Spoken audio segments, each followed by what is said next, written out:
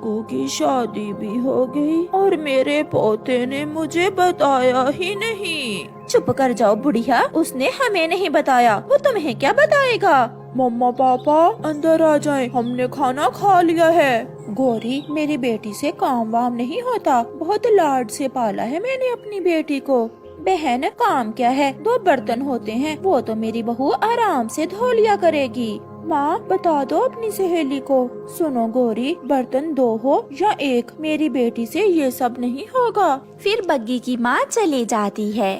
ऐसे ही कुछ दिन गुजर जाते हैं। जग्गू आज माँ से बात करो, 2-4 दिन रुक जाओ। बग्गी मैं कर लूँगा बात। आपने शादी से पहले वादा किया था कि ये घर मेरा होगा, तुम अपने मम्मा और पापा को घर से निकाल दोगे। अच्छा ठीक है, मैं आज ही मम्मा पापा से बात करता हूँ। फिर शाम को जब बग्गी और उसका पति जग्गू घर जाते हैं तो गौरी घोंसले में लेटी हुई थी। सासू माँ आप लेटी हुई हैं, खाना नहीं बनाया आपने? बहू, आज मेरी तबीयत बहुत खराब है, आज खाना तुम खुद ही बना लो।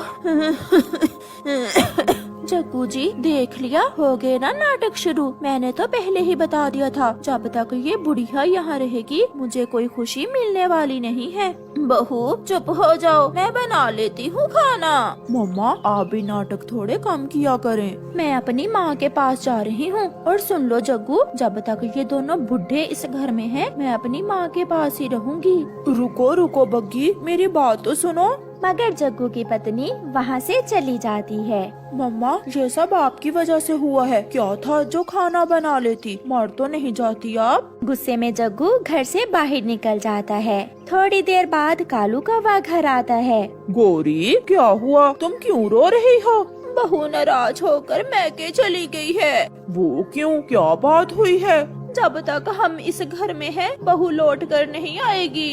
जो बोया है वो काटना तो होगा। ऐसा कहते हुए कालू कौवा सोचने लगता है। उस रात बहुत ठंड थी। कालू की बूढ़ी माँ तड़प तड़प कर मर जाती है, जिसे दूसरे दिन कालू नदी में बहा आता है। आज तो गौरी भी रो रही थी। कालू, सासू माँ मर गई, मैं ही बुरी थी, सासू माँ बहुत अच्छी थी। जब मेरा जग्गू इस दुनिया में आया तो सासू माँ ने मेरा बहुत ख्याल रखा था। गौरी अब क्या फायदा रोने का, तुम्हारे कहने पर ही तो मैंने माँ का घोंसला घर से बाहर रखा था। जग्गू अपनी पत्नी के पीछे उसकी माँ के घर जाता है। मैंने एक बार कह दिया है, जब तक तुम्हारे मम्मा पापा घर में हैं, मैं वहाँ नहीं जाऊंगी। इतना गुस्सा ना करो, कुछ दिनों तक वो चले जाएंगे। चलो बग्गी बेटी, मैं जाती हूँ तुम्हारे साथ, मैं बात करती हूँ उन बुढ़ों से। फिर जग्गू अपनी सास और पत्नी के साथ अपने घर जाता है। अच्छा हुआ बहू जो आप आ गई, मैं और कालू आपको लेने ही जाने वाले थे।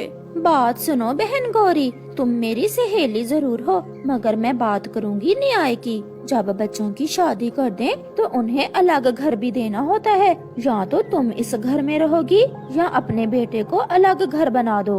बना लूँगा मैं घर भी, बना लूँगा। कितनी देर से मैं ये सब सुन रहा हूँ। पिताजी आप और मम्मा कहीं और चले जाएं और मुझे और मेरी पत्नी को सुकून से इस घर में रहने दें। मगर हम कहाँ जाएंगे बेटा?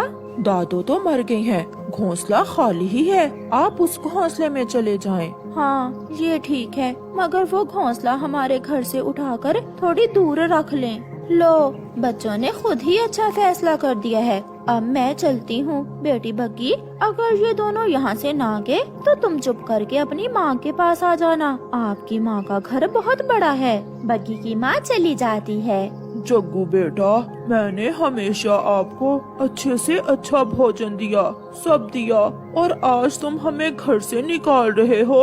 अगर ये सब बातें ही करनी है तो हम चले जाते हैं यहाँ से। नहीं जग्गू बेटा, आप इसी घर में रहें, हम आपकी दादो वाले घोंसले में रह लेंगे।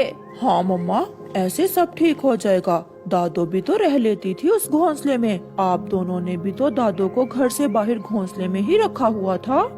फिर गौरी और कालू चुपके से घर के बाहर पुराने घोंसले में जाकर बैठ जाते हैं। जग्गू जी, जाकर देखो उन्होंने घोंसला उठाकर थोड़ी दूर रख लिया है या नहीं। मैं जाता हूँ पत्नी जी, शायद आप भूल गए हैं, बग्गी ने कहा था कि आप ये घोंसला उठाकर घर से थोड़ी दूर रख लें। फिर गोरी और कालू एक दूसरे का मुंह देखते हैं। कालू, जो मैंने किया मुझे उससे बढ़कर सजा मिली है।